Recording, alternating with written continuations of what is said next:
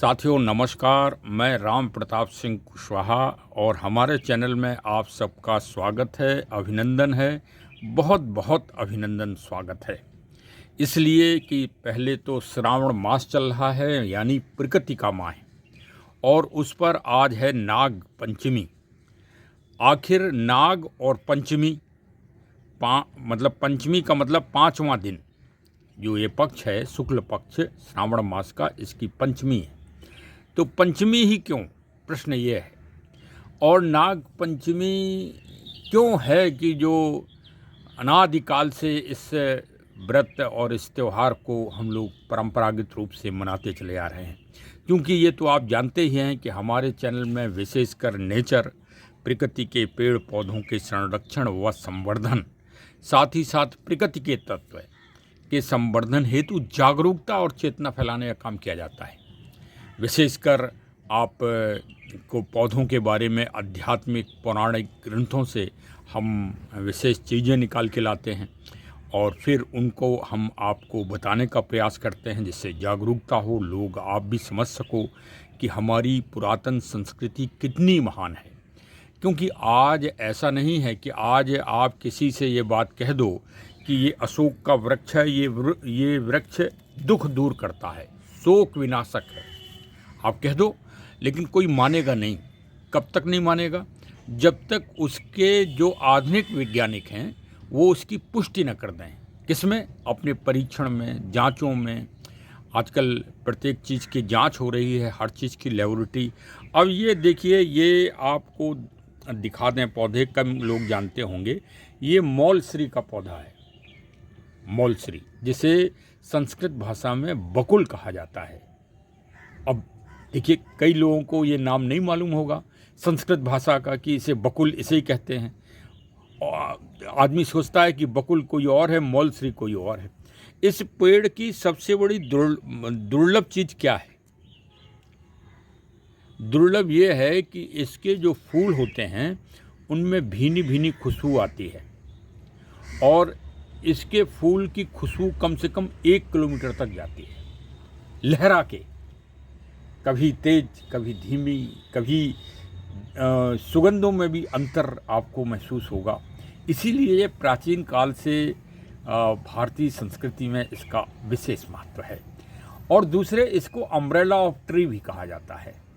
ये जहाँ भी लगता है वहाँ नकारात्मकता दूर हो जाती है। जब पहले हमारे पास छत नहीं थी आदमी के पास, और आदमी प्रकृति के साथ ही जिंदा रहता था, आज तो हम प्रकृति को नष्ट करके जिंदा रहना चाहते हैं ना, तब ये पेड़ की गुणवत्ता थी। क्योंकि इस पेड़ में ये क्वालिटी है सबसे बड़ी कि मूसलाधार बारिश हो, अगर आप इस वृक्ष के नीचे खड़े हो गए हैं तो समझ लीजिए कि आपने प्रकृति का छाता लगा लिया। इसके अलावा एक और दुर्लभ चीज़ आज आपको जानकारी दें, इसके फूलों में सूख जाने के बाद भी महीनों खुशबू रहती है। अगर आप हाथ से छू लेंगे तो आपका हाथ महक जाएगा। अब अशोक के बारे में तो आप जानते ही हैं, अशोक के वृक्ष के बारे में क्या बताएं। जो दुनिया के महाबली हनुमान जी को जब कहीं जगह नहीं मिली अशोक वाटिका में, तब अशोक के वृक्ष के में छिपकर माता सीता जी को पहली बार उन्होंने देखा, और माता सीता जी का दुख दूर हो गया। जब माँ भगवती का दुख दूर हो सकता है तो हम लोग कौन से छोटे मोटे प्राणी हैं। हम लोग तो इसके दर्शन मात्र कर लें अगर सुबह प्रातःकाल, तो हमारे दुख दूर हो जाएंगे। अब आप कहोगे कि अच्छे पंडित जी, ज्योतिषी जी मिल गए। बात वो नहीं है, बात ये है, हम तो कह रहे हैं कि अशोक नहीं, कोई भी वृक्ष आपको मिल जाए अगर सुबह सुबह, और उससे आप आलिंगन कर लें, उसको छू लें, तो वो वृक्ष में इतनी ताकत है कि आपकी नकारात्मकता को वो खींच लेगा। चाहे पीपल का वृक्ष हो, चाहे किसी का वृक्ष हो। और देखिए, आज नाग पंचमी है, मतलब प्रकृति के 5 तत्व, क्षिति जल पावक गगन समीरा, वो 5 तत्व है, और एक तरफ काल है। काल कौन है? नाग। समझिए, गहराई से समझिए। हाँ, हम वो नहीं है कथाकार, हम तथ्यात्मक बात करते हैं। एक तरफ है काल और एक तरफ है प्रकृति के पांचों तत्व हैं। सांप इतने जहरीले होते हैं कि यदि उनका दंश आपको हल्का सा भी छू गया तो आपके जीवन समाप्त हो सकता है। जीवन मतलब आपके 5 तत्व समाप्त हो सकते हैं, पंच तत्व समाप्त हो सकते हैं। तो आज ये मैं पुण्यतिथि पर ये पौधे आज मैं लगाऊंगा। ये बकुल लगाऊंगा, मतलब मौलश्री भी लगाऊंगा, और ये अशोक का वृक्ष लगाऊंगा, अभी गमलों में लगाऊंगा। फिर इसको बहुत ही पावन और दिव्य जगह कहीं भी स्थापित करेंगे। हाँ, ऐसा भाव है। अब आगे तो भाई परिस्थितियों के अनुसार सब कार्य होते हैं।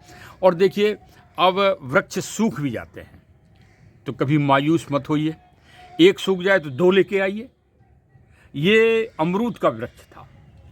और आपको ये भी तो बताते चलें कि अगर वृक्ष सूख जाता है तो बड़ा दुख होता है। अब ये शहरों में प्लास्टिक के गमले मिलते हैं, तो इनमें अगर ड्रेनेज सिस्टम ठीक नहीं है तो पानी लॉकिंग हो जाएगी और आपकी पेड़ों की जड़ जो है गल जाएगी। तो इसका विशेष ध्यान रखिए। अब ये पौधा सूख गया है तो इसको हम निकालेंगे और दूसरा अब लगाएंगे। अब ये देखिए एडेनियम है, ये देखिए कितने सुंदर फूल आ गए हैं। अब इसका गमला ये टूट गया है तो ये बारिश का सीज़न चल रहा है, इसमें आप किसी भी पौधे का ट्रांसप्लांट कर सकते हैं। हाँ, तो सबसे अच्छा भाई मुहूर्त नाग पंचमी में तो कोई मुहूर्त ही नहीं होता, पूरा दिन एक ही मुहूर्त होता है, भगवान शिव का। हाँ, शिव से बड़ा कौन प्रकृति का और डरता नहीं है, लगा डाल जाइए। हाँ, यदि कहीं आपको स्थायी दिव्य पौधे लगाना हो तो आप रक्षाबंधन के दिन अवश्य लगाइए। जैसे अपने घर के सामने आपको कोई दिव्य पौधा लगाना हो तो आप लगा सकते हैं। मौलश्री के लगाने के लिए हम आपको रिकमेंड करते हैं। हमारे चैनल में वास्तु की दृष्टि से भी आपको बताया जाता है समय समय पर। आप हमारे चैनल को सब्सक्राइब करें कि वास्तु की दृष्टि से आप घर में कौन सा पौधा लगाएं, कौन सा पौधा ना लगाएं, अन्य उनका आध्यात्मिक महत्व क्या है। यदि आपके मकान के सामने कोई ऐसा वृक्ष लग गया है जिसको आप हटा नहीं सकते और वो वास्तु की दृष्टि से उचित नहीं है तो उसका समाधान क्या है, मैं उस समाधान को ही बताऊंगा। आप अपने बेड और कुर्सी आदि किस लकड़ी की बनाएं वास्तु की दृष्टि से। परंपरागत हमारे जो प्राचीन ज्ञान है उसके बारे में भी हम आपको जानकारी बताएंगे, जो हमको जानकारी है, या जो हम और कुछ विद्वान लोग हैं जो हमारे परिचित हैं उनसे भी हम पूछ के बताएंगे। पेड़ कैसे लगाएं ये भी आपको बताएंगे। हाँ, इतनी सावधानी के बाद भी पेड़ सूख जाते हैं। अब ये देखिए, पिछले वर्ष ये पौधा था तो ये देखिए इसका प्रतीक है कि मैंने इसमें रक्षाबंधन के दिन राखी बांधी थी। मैं वृक्षों में मैं राखी बांधता हूँ, उनको सम्मान देता हूँ। हाँ, सम्मान देता हूँ, आप भी सम्मान दीजिए। हाँ, देखिए, पेड़ लगाना और वो करना ये तो बहुत सारे चैनल बताते होंगे, लेकिन आध्यात्मिक महत्व है और वास्तु की दृष्टि से महत्व है, ये हमारे चैनल में एक विशेष खूबी आपको मिलती ही रहेगी। हाँ, नाग पंचमी को एक और परंपरा है, गुड़िया की पूजा, और ये बच्चे ही करते हैं, विशेषकर बच्चियां और लड़के आपस में मिलके करते हैं। इसका भी बड़ा रहस्य है। देखिए, आज पूरी दुनिया को हमारी संस्कृति की विशेषताओं की पर शोध करना होगी, और ऐसा नहीं है कि शोध नहीं हो रही है। शोध दुनिया की सबसे बड़ी संस्था संयुक्त राष्ट्र संघ कर रही है। आपने देखा होगा कि हमारे इधर 30 त्यौहार विशेष रूप से बहुत उत्साह से मनाए जाते हैं, और उसी की नकल करते हुए संयुक्त राष्ट्र संघ ने आज पूरे सालों को कई डेज में बांट दिया है इंग्लिश में, जैसे मदर डे और एनवायरनमेंट डे, प्रदूषण पर्यावरण संरक्षण का दिवस आदि, इस तरह से बांट दिए हैं। तो वो भारतीय संस्कृति से उन्होंने मोटिवेशन लिया है, प्रेरणा लिया है। तो अब ये गुड़िया का जो खेल है, जो उत्तर भारत में विशेष रूप से और आसाम वगैरह में मनाया जाता है और बच्चे बहुत उत्साहित होते हैं, आखिर इसका रहस्य क्या है? इसका रहस्य भी है प्रकृति संरक्षण, नेचर संरक्षण का। हाँ, कि जीव हत्या मत करो। कहावत है एक पुरानी कि किसी बच्ची ने एक छोटे से सांप के बच्चे को किसी तरह से डैमेज कर दिया, मतलब मार दिया, तो उससे प्रतिरूपक रूप में उससे गुड़िया को बच्चे पीटते हैं, विशेषकर लड़के लोग पीटते हैं और बच्चियां बनाती हैं गुड़िया। और ये तो एक मतलब मान्यता है, पौराणिक मान्यता है। लेकिन जो इसका वैज्ञानिक और मैं एक व्यवहारिक पक्ष बताऊं कि पहले बच्चे जहां खेला करते थे जिस ग्राउंड में, उस ग्राउंड के आसपास घास आस हो जाती थी, तो वहाँ पर कोई विषैले जानवर, विशेषकर सांप या अन्य कोई छिपा ना हो। इस कारण ये प्ले ग्राउंड में ही, जहाँ बच्चों के मैदान होते थे खेलने के, ये परंपरा वहीं पर बच्चे लोग पूरा करते थे, हो हल्ला के साथ और छोटी छोटी छड़ियों के साथ, कि अगर कोई जीव जंतु विषैला है तो वो दूर भाग जाए भविष्य के लिए, कि यहाँ पर मानव के बच्चों का आवागमन है। तो ये एक सुरक्षा का उपाय था। तो चलिए साहब, बस आज इतना ही काफ़ी हो गया है, और फिर वीडियो बड़ी बन जाती है। तो चैनल को सब्सक्राइब करें और प्रकृति से जुड़ें, प्रकृति संरक्षण से जुड़ें। देखिए, भारत किसी मामले में धर्मगुरु रहा हो या ना रहा हो, हम इस विवाद में नहीं पड़ना चाहते, लेकिन हमारे पूर्वजों ने दुनिया को आयुर्वेद भी दिया और दुनिया को प्रकृति, नेचर संरक्षण व संवर्धन का महान ज्ञान भी दिया है। पीढ़ी दर पीढ़ी ये ज्ञान चलता रहा है। आपका दायित्व है, हम सब का दायित्व है कि उस महानता को हम बना के चलें।